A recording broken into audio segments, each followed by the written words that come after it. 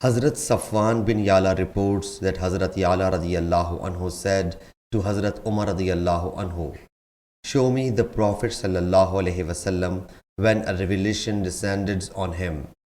So when the Prophet sallallahu alaihi wasallam was at Ji'rana accompanied by a group of his companions, a man came and said, "O Allah's Apostle sallallahu alaihi wasallam, what is about a person who has worn garb for Umrah while he has worn perfume?"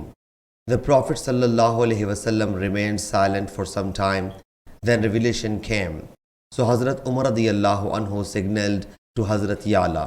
Hazrat Yala came while he sallallahu alaihi wasallam was shedded with a cloth. So Hazrat Yala put his head inside that cloth. At that time, the face of Allah's Apostle sallallahu alaihi wasallam was red and he was snoring. Then this condition was over and he sallallahu alaihi wasallam said, "Where is the inquirer of Umrah?"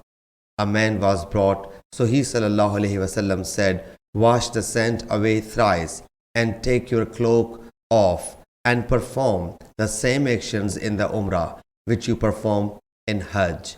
I said to Ata, he sallallahu alaihi wasallam meant cleanliness by commanding to wash it thrice. He said, "Yes." Sahih Bukhari, Hadith number 1536.